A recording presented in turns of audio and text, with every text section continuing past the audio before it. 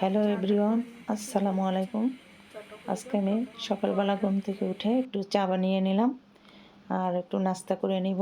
আমি নাস্তা খাওয়ার জন্য আমি প্রথমে পরোটা ভেজে নিয়েছি, ডিম পোস্ট করে নিয়েছি, একটু চিকেনের তরকারি ছিল, ওটা দিয়ে আমি নাস্তাটা করেছি একটু সালাদ দিয়ে। আজ আমি নাস্তার সাথে চাটা খেয়ে নিচ্ছি।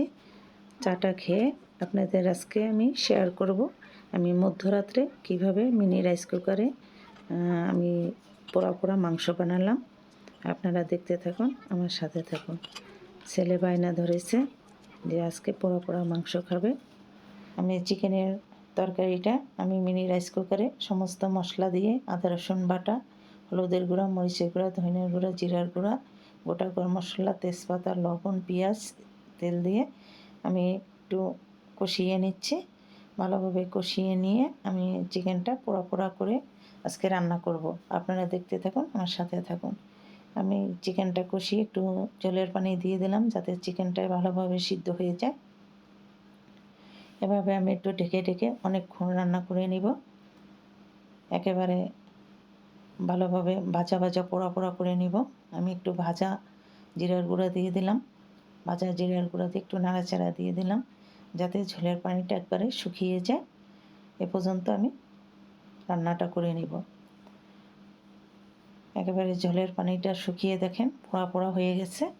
আমি এভাবে পোড়া পোড়া করে আজকে ছেলে বায়না করেছে সে পোড়া পোড়া চিকেন দিয়ে ভাত খাবে। এটা মধ্যরাত্রে রাত 1টা বাজে আমি এই চিকেন মিনি রাইস কুকারে একটু মাংস অল্প করে ভিজিয়ে নিয়ে আমি এভাবে পোড়া পোড়া মাংস করে নিয়েছি। এই পোড়া পোড়া মাংস দিয়ে আজকে বায়না করেছে ভাত খাবে, তাই আমি এভাবে রান্না করেছি। আজকে আমার মিনি রাইস কুকারে চিকেনের এই পোড়া পোড়া মাংসটা কেমন হলো আমাকে আপনারা কমেন্টের মাধ্যমে জানাবেন। আমার ভিডিওটি যদি আপনাদের ভালো লাগে লাইক কমেন্ট শেয়ার করতে ভুলবেন না। আপনারা অনেক অনেক ভালো থাকেন। দেখেন কত লোভনীয় হয়েছে। আমার ছেলে বলেছে অনেক টেস্টি হয়েছে।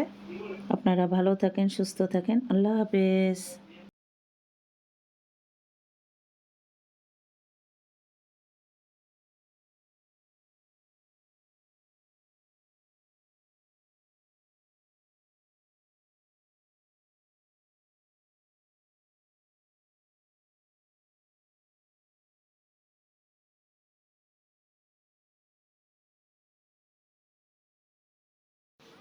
আপনারা এভাবে মিনি রাইস কুকারে আজকে আমার মাংস রান্না কেমন হলো আমাকে কমেন্টের মাধ্যমে জানাবেন। আমার ভিডিওটি যদি ভালো লাগে লাইক কমেন্ট শেয়ার করতে ভুলবেন না। আল্লাহ হাফেজ।